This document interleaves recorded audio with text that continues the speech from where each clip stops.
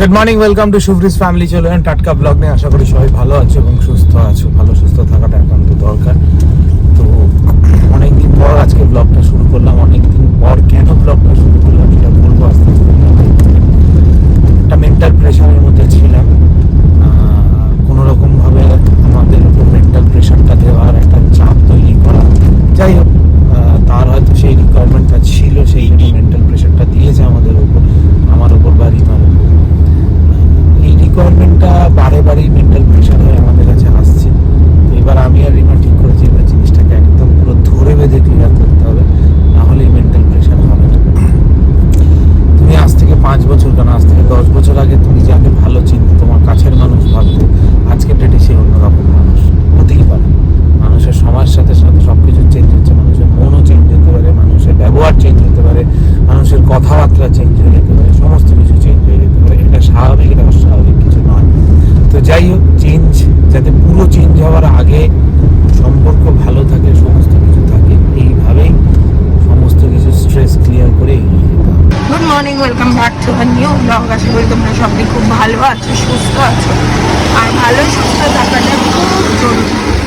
যাই হোক, এতদিন ব্লগ আসেনি, কেন আসেনি, কী কারণ, কী বৃত্তান্ত, পুরোটাই শুভম বললো। শুভমের সাথে আমিও বলবো, মেন্টালি একদম ঠিক ছিলাম না। ব্লগ করার মতো পরিস্থিতি ছিল না।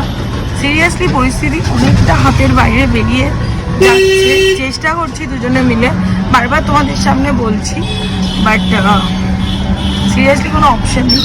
বাবু এটি ব্যাংকে আমার মা দাঁড়িয়ে রয়েছে, এখন যাবো, যে ব্যাংকের কাজ করব, করে শুভমের কয়েকটা কাজ আছে সেগুলো করব, দেন আমি ওই বাড়ি যাবো। সিরিয়াসলি বলছি, আর মাথা যেন কাজ করছিল না, কোথাও এই মুহূর্তে ঘুরতে যাওয়ার অপশন নেই।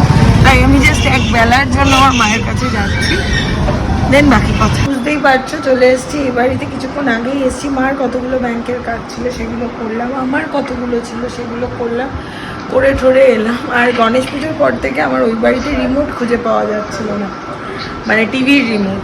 তো আজকে খুঁজে পাওয়া গেছে, সোফার সাইড দিয়ে ভেতরে ঢুকে গেছে, তার উপর কভার পরানো হয়ে গেছে, এর জন্য পাওয়া যাচ্ছিল না।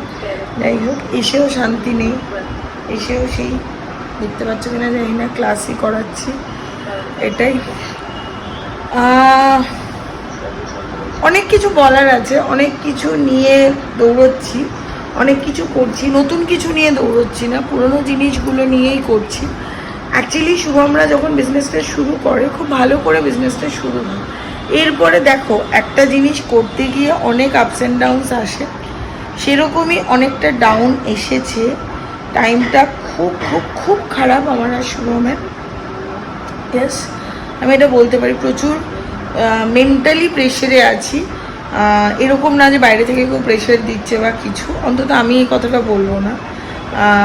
আমি আমার হাজব্যান্ডকে প্রেশারে দেখছি, তাই আমি খুব প্রেশারে আছি। তো এটা দুজনে মিলে চেষ্টা করছি। আমি একটা জিনিস মনে করি, আমার বাবা আমাকে একটা জিনিস বলতো, প্রথম হলো যদি বিজনেস করতে নামো কোনো দিন, সবারটা শুনবে, দেন নিজেরটা বলবে, এটা একটা। আরেকটা জিনিস বাবা বলতো, কারো সারাটা লাইফ খারাপ যেতে পারে না, আর যারা লড়াই করে তারা সবসময় একটা সেরম জায়গায় পৌঁছায়। বিকজ তোমার সাথে এখন খুব খারাপ হচ্ছে, মানে এটা তোমরা প্রচুর রিলসেও হয়তো দেখো, আমার বাবা তো রিলসের দুনিয়ায় ছিলেন না, তো সেই জন্য যে যদি তুমি এটা দেখো, তখন তুমি এটা ভাববে যে আর কি তোমার সাথে বিশাল ভালো কিছু হবে। তো হয়তো বিশাল ভালো কিছু ওয়েটের জন্যই অনেকটা খারাপ আমরা দিয়ে যাচ্ছি। আমাদের আশেপাশে যতজন বন্ধু বান্ধব সবাই আছে, প্রত্যেকে বুঝতে পারছে আমাদের এই পরিস্থিতিটা, এবং প্রত্যেকে ভীষণভাবে পাশে আছে মেন্টালি। এটাই অনেক, মানে কারোরই এই বছরটা আমার মনে হয় না কারোরই ভালো যাচ্ছে। অ্যাকচুয়ালি দেশের অবস্থাই ভালো নেই, রাজ্যের অবস্থাই ভালো নেই, পার্সোনালি কোনো মানুষের ভালো থাকাটা হয়তো লাক্সারি হয়ে যাবে। যাই হোক, চলো, অনেক কিছু বললাম, গুছিয়ে অতটা কিছু বলতে হয়তো পারলাম না, বাট বললাম। সারাদিনের ব্লগটা এইভাবেই যাবে। আর আমি ভেবেছিলাম যে আফটার ওই বৃহস্পতিবারের ব্লগের পর হয়তো আমরা কোনোদিন ক্যামেরা তোলার কথাই বলবো না, হয়তো কোনোদিন আর ব্লগই করবো না, হয়তো দুজনের এই লাইফটাকে ঠিক করতে করতেই সময় চলে যাবে।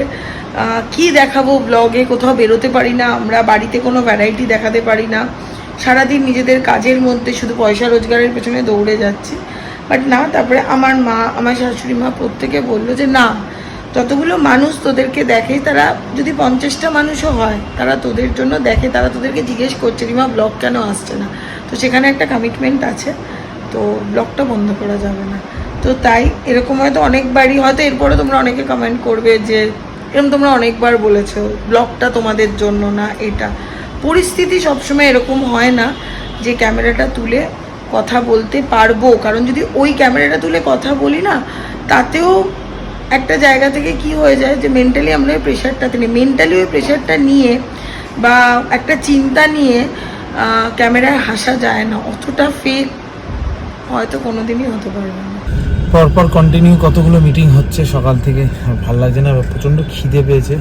সেই সকালবেলা তো গড়িয়া ওই কোটা ব্রাঞ্চে খাবার রেখে এসেছি, এখন আবার যাবো এখানে খাবো, তারপর আবার 2-3টে মিটিং শেষ করবো। সমস্ত ইভেন্ট কোটা মিলিয়ে জাস্ট মিটিংগুলো হচ্ছে, এখনও কোনো কিছু কনফার্ম হয়নি।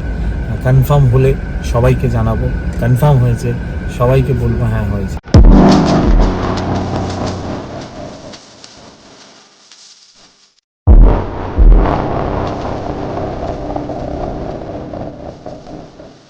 সকাল থেকে এতটা চাপ গেছে, জাস্ট লাঞ্চ হলো কিছুক্ষণ আগে, লাঞ্চ কমপ্লিট করে এই এখন এলাম আমাদের অফিসের পাশে, কোটাক অফিসের পাশে একটা চায়ের দোকান, ওখানে চাটা খেতে এসেছি। একটু চাটা ভালো বানায়, আদা দিয়ে চিনি ছাড়া ওই চাটা খাই, একটু এনার্জি, কন্টিনিউ টাকার পিছনে ছুটে যাচ্ছি আর চাপ নিয়ে যাচ্ছি, চাপটাকে ক্লিয়ার করে যাচ্ছি। এই এখন এলাম রিমাদের বাড়িতে, রিমা আজকে এখানেই আছে সকাল থেকে, তো একটুখানি এখানে বসবো, কথাবার্তা বলবো, কিছু দরকারি কথা আছে। তারপর রিমাকে ওখানে নামিয়ে আমি আবার বেরোতে হবে আজকে একটুখানি, হঠাৎ করে কল এসছে। যাই হোক, অনেকগুলো জিনিস নিয়ে ছোটাছুটি করছি, বারবার তোমাদের সেটাই বলছি। যাই হোক, এই বাড়িতে চলে এসেছি।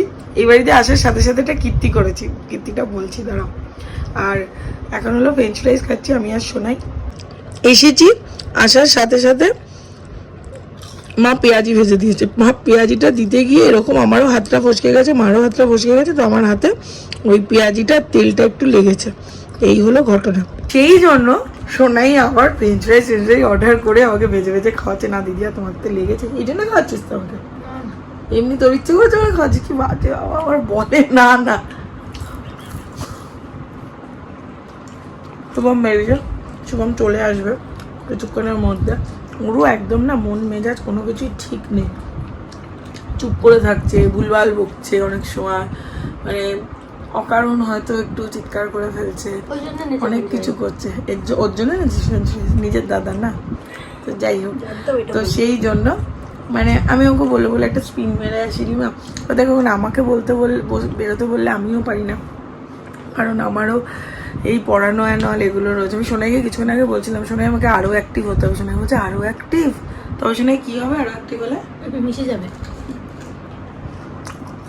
সত্যি কথা, আজকে আমার মা কোনোদিন আমাকে এত অনলাইন পড়াতে দেখেনি। আমি অফলাইনে অনেক স্টুডেন্ট পড়েছি, বাট অনলাইনটা তো সত্যি ফোন, মুখের সামনে ফোন নিয়ে কন্টিনিউয়াসলি বসে থাকা, বাড়ির লোক দেখছে, কথা বলতে পারছে না। তখন মা আমাকে বলছে ওরা থাকে কি করে তোর সাথে, তোর তো ওদের জন্য টাইম নেই। আমি যে ওরাও আমার এই সময়টার সাথে সাথে অ্যাডজাস্ট করছে। সত্যি সোনাই প্রথম সোনাই খুব করতো, দিদি আর সারাদিনে তোমাকে পাই না, বাট সেই জায়গাটার থেকে ওরা এখন বুঝে গেছে যে কোনটা নেসেসিটি, আর সত্যি এটা এখন প্রয়োজন। আর এই টাইমে ভগবানের অশেষ আশীর্বাদ যে আমার টিউশনগুলো ঠিক আছে আর তোমাদের সাপোর্টটা আছে। তাও তো আমি রেগুলার নই ব্লগে একদম, তাও যে তোমরা এতটা সাপোর্ট করছো। আজকে সঞ্চিতা দি মেসেজ করেছে, কালকে সোনালি দি মেসেজ করেছিল, সবাই আমাকে রেগুলারলি খোঁজটা নিচ্ছ, রিমা কেন দিচ্ছ না ব্লগ, এবং প্রত্যেকে এটাও বলছে রিমা বুঝতে পারছি। এই বোঝাটাই খুব দরকার।